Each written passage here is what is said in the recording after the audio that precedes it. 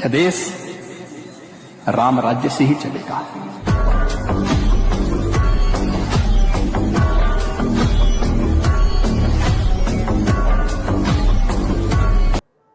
उत्तर प्रदेश के यशस्वी मुख्यमंत्री जिन्होंने उत्तर प्रदेश का माफिया राज पूरी तरह से समाप्त कर दिया गया है और वहां के युवाओं के रोजगार हाथों को रोजगार लाके दिया है, ऐसे माननीय यशस्वी मुख्यमंत्री माननीय योगी आदित्यनाथ जी से मैं निवेदन करता हूं कि वो सभा को संबोधित करें। भारत माता की, भारत माता की, भारत माता की। वंदे वंदे वंदे। छत्रपति शिवाजी महाराज की, छत्रपति शिवाजी महाराज की। बाबा साहब भीमराव अंबेडकर की, बाबा साहब डॉक्टर भीमराव अंबेडकर की।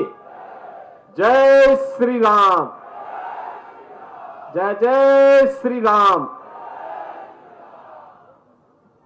बहनों और भाइयों, अभी आपने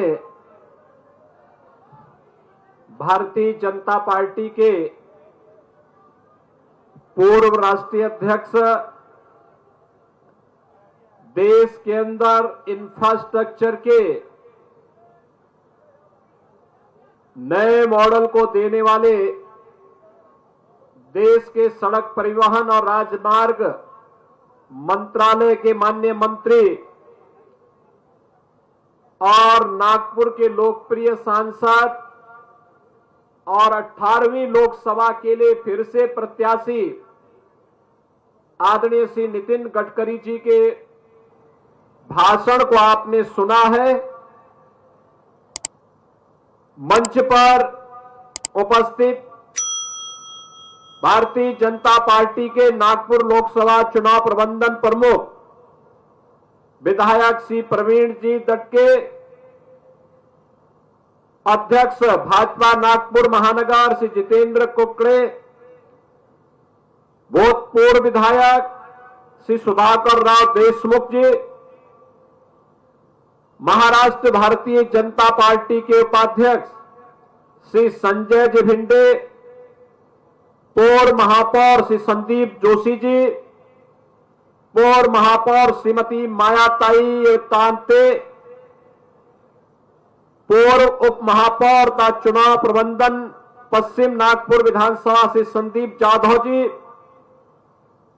दयाशंकर तिवारी जी, विनोद कन्हेरे जी, प्रशांत पवार जी, भारतीय जनता पार्टी और सहयोगी दलों के सभी हमारे पदाधिकारीगण, उपस्थित बहनों और भाइयों,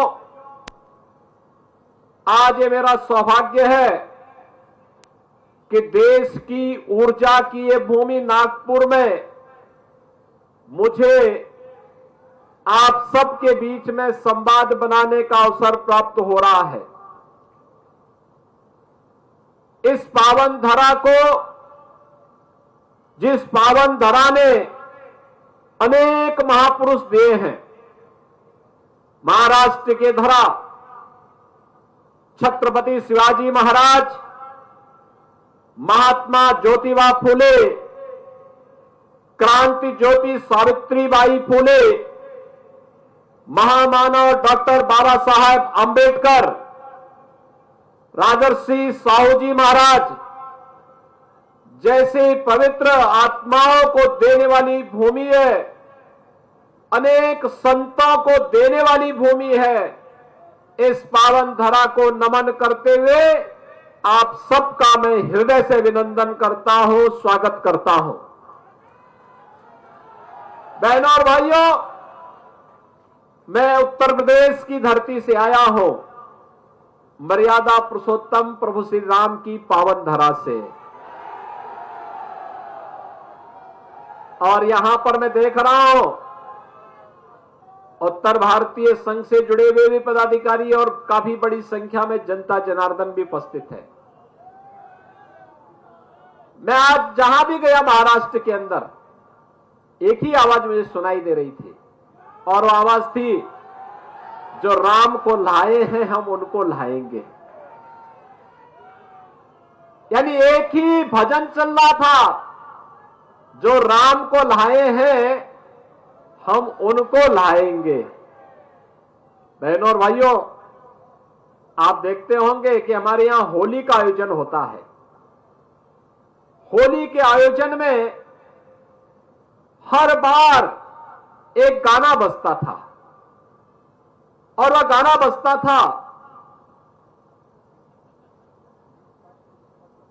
अयोध्या के बारे में कि होली खेले रघुबीरा, अवध में होली खेले रघुबीरा।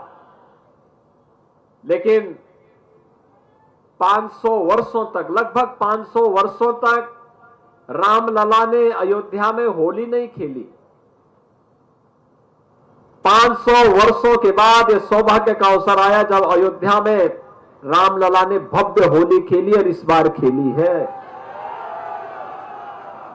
मैं पूछना चाहता हूं बहनों भाइयों, अयोध्या धाम में रामलला के द्वारा जो भव्य होली खेली गई, हमारी पीढ़ियां उसके माध्यम से तरी होंगी, क्योंकि प्रभु का आशीर्वाद सबको प्राप्त हो रहा होगा। तो हमारी पीढ़ी तो सबसे सौभाग्यशाली है। हमारे पूर्वज जिस कार्य को अपनी आंखों से तरसते, देखने के लिए तरसते थे, वह कार्य हमने अपनी आंखों के सामने देखा है। अयोध्या में प्रभु रामलला को विराजमान होते हुए देखा है। आज तो दूरदर्शन के साथ साथ चैनल ने, टेलीविजन ने आपको इतना आसान कर दिया। आपके स्मार्टफोन में अयोध्या का सारा कार्यक्रम लाइव चल रहा था, और इसलिए हम सौभाग्यशाली हैं। और दृश्य हमने देखा। मैं पूछना चाहता हूं बहनों और भाइयों, जो ये अवसर आया है, क्या ये कांग्रेस दे पाती, क्या अन्य दल दे पाते? यह कार्य इसलिए हो पाया क्योंकि देश के अंदर मोदी जी के नेतृत्व में एक राष्ट्रवादी सरकार है, देश के बारे में सोचने वाली सरकार है, आपकी भावनाओं को सम्मान देने वाली सरकार है। मैं भी नागपुर में आया हूं। मैं नागपुर के इंफ्रास्ट्रक्चर को देख रहा था। नीचे सड़क, फिर फ्लाईओवर, उसके ऊपर मेट्रो। नागपुर में इतना अच्छा इंफ्रास्ट्रक्चर, यह इंफ्रास्ट्रक्चर देश के अंदर भी देखने को मिलता है, लेकिन यह परिवर्तन 10 वर्षों के अंदर ही हुआ। बहनों और भाइयों, भारत हजारों वर्ष पुराना देश है, एक सनातन राष्ट्र है। 1947 में आजाद हुआ, अनेक सरकारें आई, लेकिन तब सुरक्षा की बात नहीं होती थी, इंफ्रास्ट्रक्चर की बात नहीं होती थी, आस्था की बात नहीं होती थी। तब बातचीत होती थी जाति की, चेहरा देख करके योजना का लाभ दिया जाता था। तब विकास की बात कोई नहीं करता था। आज विकास हो रहा है बिना भेदभाव के, गरीब कल्याणकारी योजनाओं का लाभ मिल रहा है बिना भेदभाव के, सुरक्षा मिल रही है सबको बिना भेदभाव के, चेहरा देख करके नहीं, सबका साथ और सबके विकास की भावना के साथ आज देश के अंदर गरीब कल्याणकारी योजनाओं का लाभ मिल रहा है।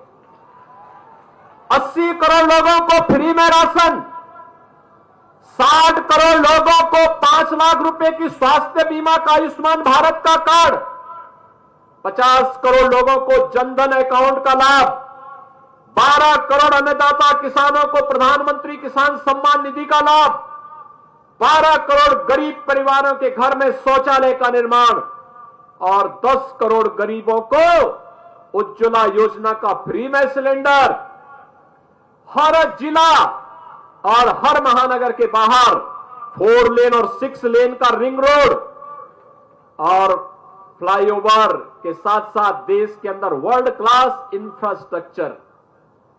किसानों के लिए इथेनॉल का यहां का मॉडल, ये अपने आप में जो कुछ हुआ है, इसका श्रेय बहनों और भाइयों मोदी जी का नेतृत्व है, लेकिन इसका श्रेय अगर होता है तो आपको जाता है, क्योंकि आपके वोट ने देश की तस्वीर और तकदीर को बदलने का काम किया है।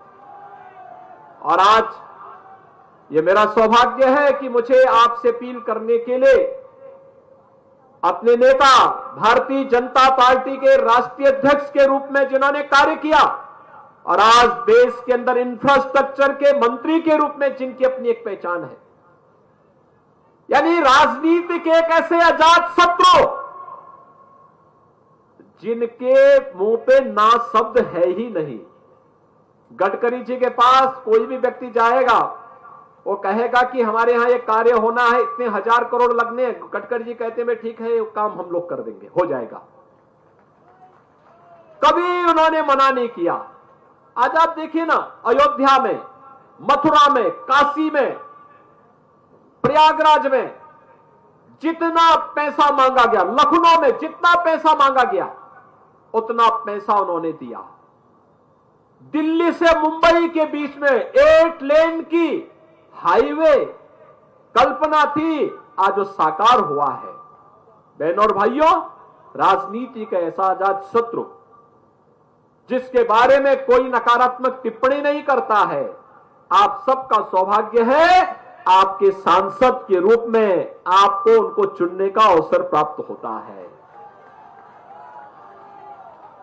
और आपसे अपील करने के लिए उत्तर प्रदेश से मुझे यहां आना पड़ रहा है, इस बहाने कि मैं आपसे अपील भी कर सकूं, यहां के इंफ्रास्ट्रक्चर को भी देख सकूं और फिर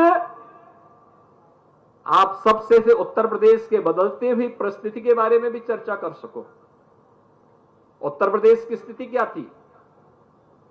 5 वर्ष 7 वर्ष से पहले उत्तर प्रदेश को उपद्रव प्रदेश कहते थे ना, उपद्रव होते थे, हर दूसरे तीसरे दिन एक दंगा होता था। आज दंगा नहीं होता है यूपी में, 7 वर्ष में कोई दंगा नहीं हुआ है, क्योंकि दंगाइयों को मालूम है कि दंगा करोगे अब उल्टा टांग दे जाओगे। आज वहां कर्फ्यू नहीं लगता है, आज वहां कावड़ यात्रा निकलती है बड़ी धूमधाम के साथ, धम धड़ाके के साथ में।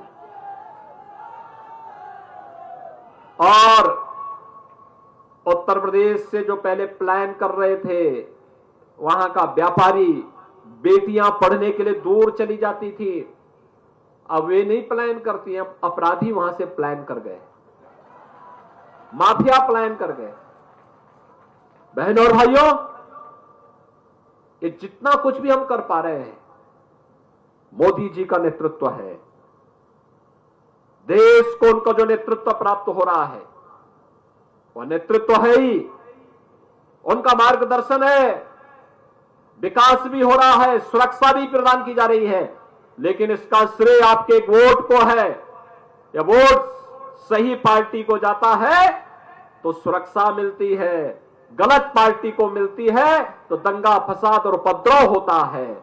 और इसीलिए आप सबसे मैं अपील करने के लिए आया हूं कि आज पूरे देश के अंदर एक आवाज है, और आवाज है कि फिर एक बार मोदी सरकार, फिर एक बार मोदी सरकार। और अब की बार लेकिन 400 पार के लिए आवश्यक होगा कि गडकरी जी को 5 लाख से अधिक वोटों से चुनाव जिताना है। जिताएंगे, सभी लोग जिताएंगे, लेकिन 5 लाख से ऊपर वोटों से चुनाव जिताने के लिए आवश्यक होगा कि आपको मतदान केंद्र पे जाना होगा और एक एक मतदाता को ले जाना होगा। लेके जाएंगे? सभी लोग सहमत हैं? सभी लोग सहमत हैं? पीछे तक अयोध्या में कितने लोगों ने दर्शन किया है? अरे तो बहुत काफी लोगों ने दर्शन कर लिया। जो लोग बचे हैं 19 को वोट जब संपन्न हो जाएगा तो अयोध्या दर्शन करने के लिए फिर बाकी लोग आइएगा ना, मुझे पहले से सूचना दे देना, सूचना दे देंगे, अयोध्या में सारी व्यवस्था रहेगी। आप सब 19 अप्रैल को आदरणीय गडकरी जी को कमल चुनाव चिन्ह पर भारी बहुमत से विजयी बना करके एक बार फिर से भेजिए। देश के विकास को आगे बढ़ाइए। यही कामना करते हुए मैं अपनी वाणी को देता हूं विराम। जय जय श्री राम, जय जय श्री राम। भारत माता की, भारत माता की, वंदे वंदे। मैं माननीय संजय जी यादव जी